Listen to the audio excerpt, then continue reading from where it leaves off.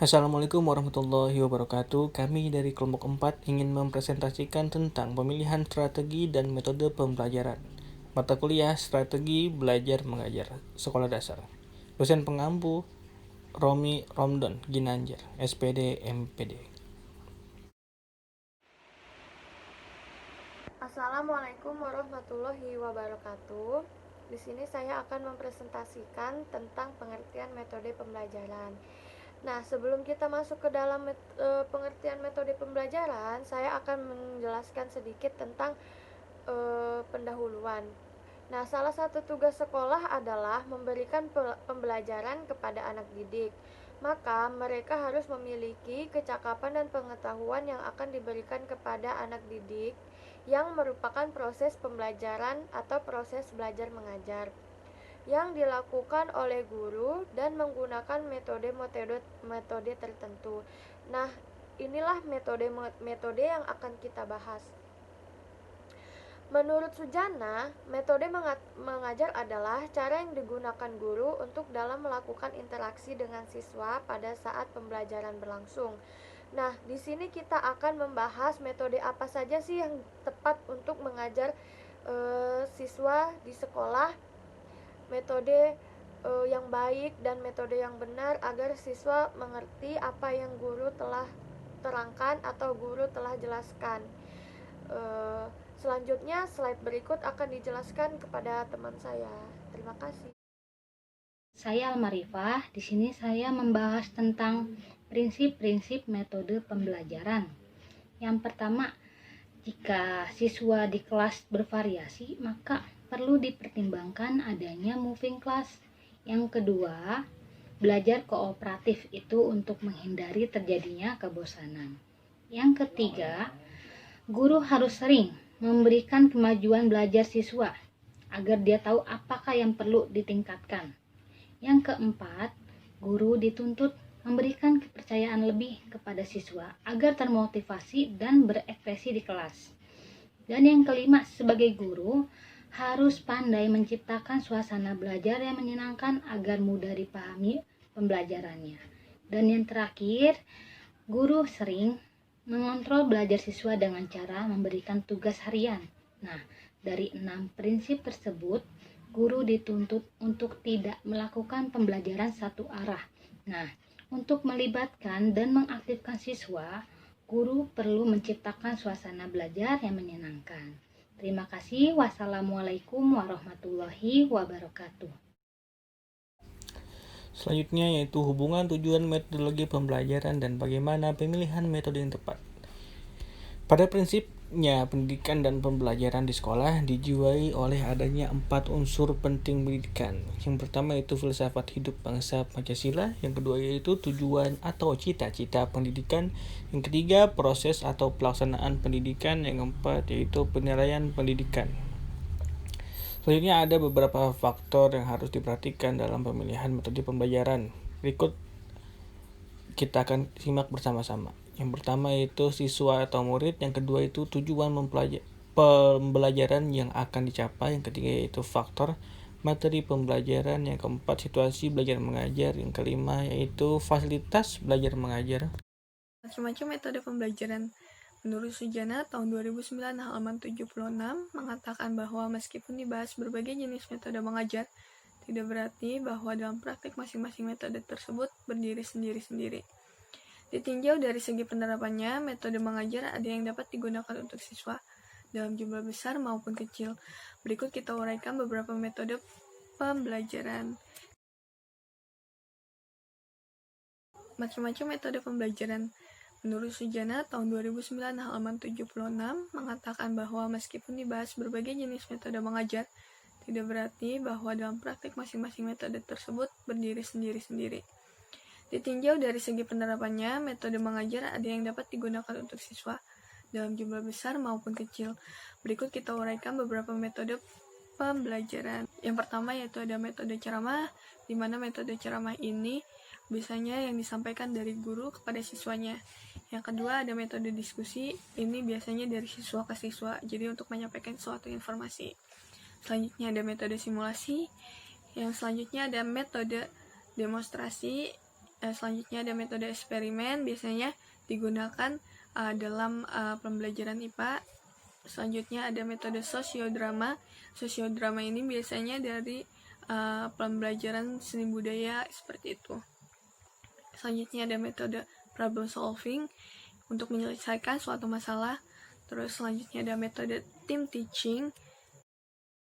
Akan menjelaskan metode pembelajaran. Ada metode ceramah, metode diskusi, metode simulasi, metode demonstrasi, metode eksperimen, metode sosiodrama. Yang pertama itu ada metode ceramah. Metode ini paling sering digunakan dengan cara mengajar, jadi itu penuturannya hanya lewat lisan. Yang kedua itu adalah metode diskusi, cara penyajian pelajarannya di mana siswa dihadapkan dengan masalah dan dari siswa itu bertukar pikiran untuk memecahkan masalah tersebut. Ada metode simulasi.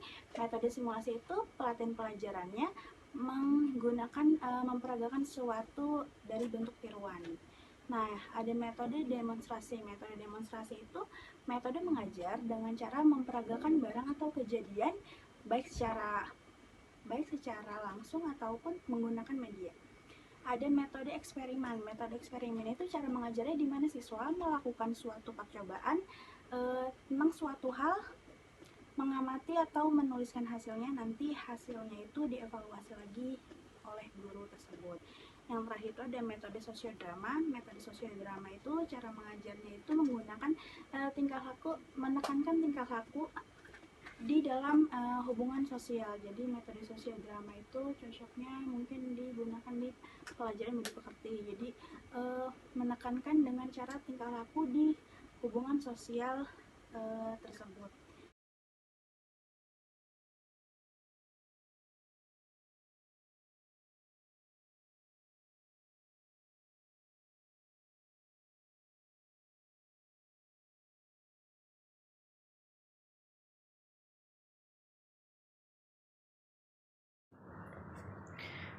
Lalu selanjutnya ada kedudukan metode dalam kegiatan belajar mengajar.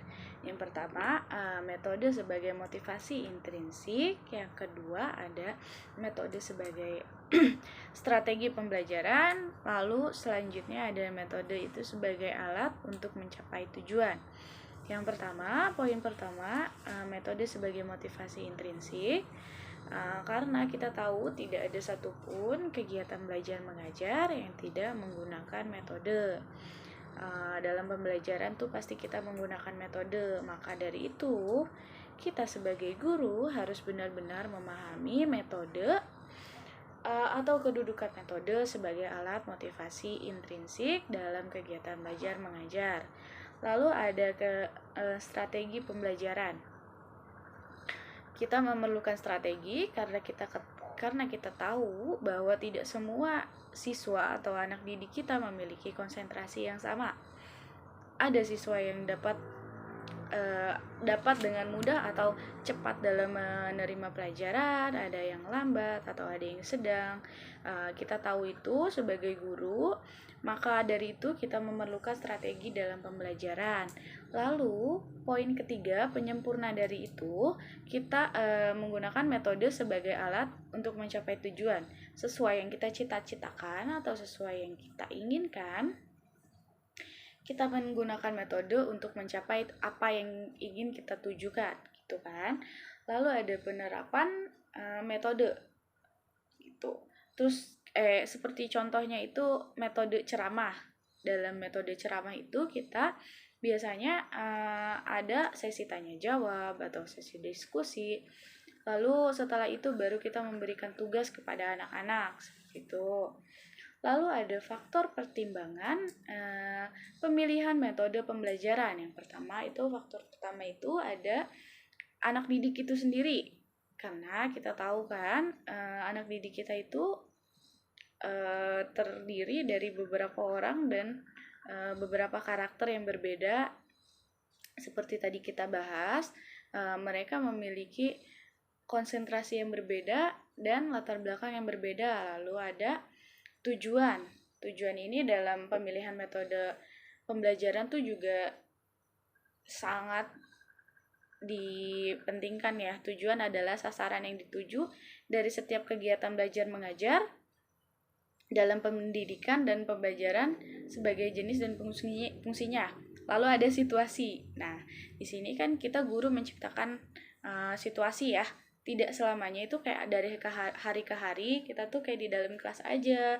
Tidak seperti itu. Ada masanya kita kayak ngajak anak-anak keluar, ayo anak-anak kita belajar di luar, seperti itu. Untuk menciptakan situasi atau kondisi yang berbeda sehingga meningkatkan motivasi anak-anak didik. Lalu ada fasilitas. Nah, ini fasilitas juga sangat mempengaruhi pemilihan dan penentuan metode belajar. Kalau di sekolahnya memiliki contoh lab untuk komputer gitu kan, kita bisa menggunakan metode untuk mengajari anak-anak tuh komputer seperti itu kan. Kalau sekolahnya tidak mendukung, kita tidak bisa memilih dan menentukan metode seperti apa yang kita inginkan. Lalu sebagai guru juga ada faktornya, salah satunya guru. Nah, ini latar belakang pendidikan guru juga sangat mempengaruhi kompetensinya. Kurangnya penguasaan terhadap berbagai jenis metode menjadi kendala dalam memilih dan menentukan metodenya. Jadi kita guru juga kompetensi kita itu sangat dipertaruhkan di sini atau sangat penting, seperti itu. Cukup sekian presentasi dari kelompok kami, kurang lebih mohon maaf. Wassalamualaikum warahmatullahi wabarakatuh.